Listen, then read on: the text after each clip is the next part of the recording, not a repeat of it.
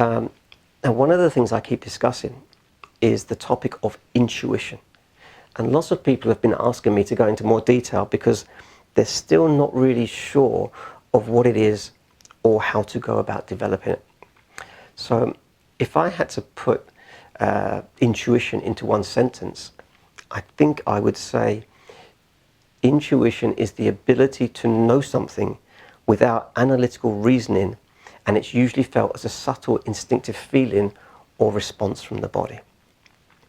I think at the simplest level, your hand comes up to protect your face if somebody throws something at you, and even if you didn't get your hand there in time, your body knows what to do, and it just closes your eyes as well, okay? All this happens intuitively, okay? You don't have to think about it. You don't have to do anything. Your body intuitively became aware of something and then responded in the right way all by itself. I think if we go to a more complex level, you may meet a new person and you just have this feeling that they're not to be trusted. I think our bodies are far more intelligent than we give them credit for. Remember, we monkeys, we managed for thousands of years without a complex thinking, logical mind, and without worry and all those things. As I've said 100 times, we are emotional creatures who learn to think, but anxious people are living like thinking creatures trying to control their emotions. And this is just the wrong way around. It's exhausting, and it uncalibrates the original emotional intuition that resides beneath thought. So a person who's experienced long-term complex anxiety will have a hypersensitive amygdala, they will have an exaggerating worrying mind, and they'll have a body full of adrenaline overwhelming their emotions. So when you're ready to begin exploring intuition, the starting point is to recognize what intuition is not. Okay? And intuition is not coming from your mind or your thoughts. These are your unconscious programs that just keep firing off. You know, let's face it, your intuition may be saying that the door isn't locked when you've already checked it 20 times. So then we have to ask ourselves, if it's not in our mind, then where is intuition coming from? And to me, it seems to reside deep within us, beneath our five senses.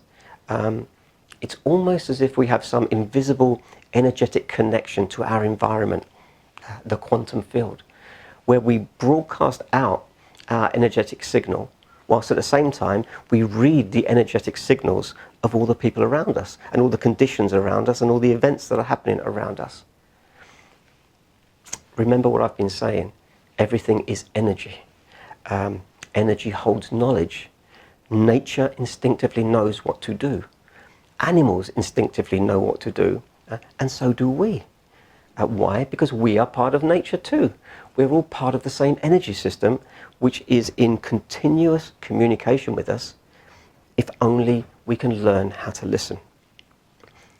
There are many examples of this from nature, like animals knowing when an earthquake is coming and becoming all restless, or a pet sensing that you're returning from work as their quantum field interacts with yours and senses that you're approaching.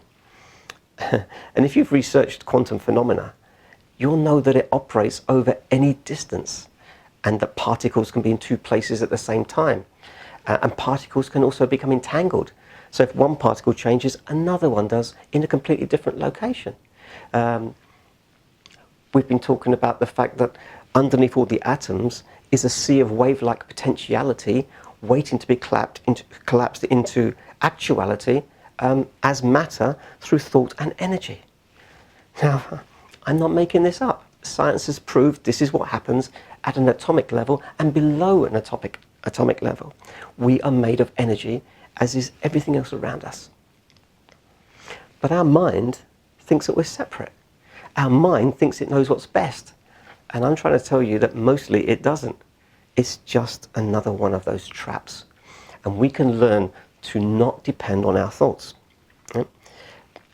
And because nature's intuition communication system is very subtle, it's a very subtle energy, its detection is helped enormously when the mind is quiet and the body is calm. I think this is why we have our best ideas and we get the best solutions to our problems. They just appear to us during sleep, during meditation, walking in nature, taking a shower, times when we are still and calm. So when I talk to you about trust, I'm asking you to trust your mind and your programming a little less, right, and begin to explore what resides below. I was recently walking through a grocery store when at the other end of the aisle, a little child ran around the corner and crashed straight into a shopping cart where she hit her head and then she fell on the floor crying. And the man pushing the cart moved towards her to help her and comfort her, and then at the last minute pulled back and then just left her on the floor as he waited for the mother to come back. Now, I'm sure intuitively he felt the urge to help, and if he had, he would have intuitively known how to calm and comfort her until the mother arrived. There's no thinking needed. Now, I don't know what story was running in his mind that pulled him back from his initial intuition to do the right thing, to do the natural thing, okay? However, his intuition was overridden by a thought in his mind, and he stepped back. And he left the child crying on the floor. Now, surely this can't be natural. And I think people are slowly waking up to the shocking degree that our minds have been programmed by school, TV, the media and our governments to think in the ways that they want us to think, which cause fear and cause separation.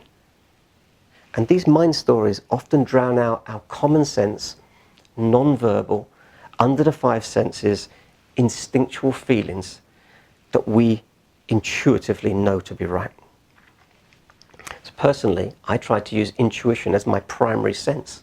If it feels right, I try to do it, and if it feels wrong, I step away, regardless of what my mind is telling me.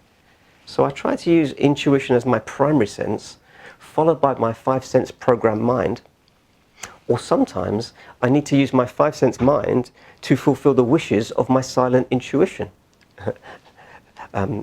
That sounds complicated. Let me try and give you an example. I've had to use the logic and reason of my mind to try and explain intuition to you, whereas I don't need to use my mind to know it within myself. In fact, I ignore my mind and I see what's underneath it. So, intuition is about getting beneath the stories of your mind and the fear within your body. And I think good ways to do this include meditation, losing yourself in creativity, spending time in nature, exercising, and practicing acting more from your feelings than your conditioned thoughts. Now, I did say earlier on that your feelings are messed up, and this is the journey. You've got to get used to fear and separate fear from the feelings that are underneath it. Now, in later videos, I'm going to teach you my view of meditation and the way I meditate, and we will be expanding this a lot more detail.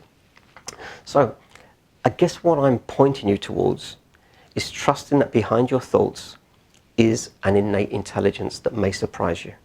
And it certainly surprised me, and 90% of the time these days I work on my intuition rather than the stories in my mind.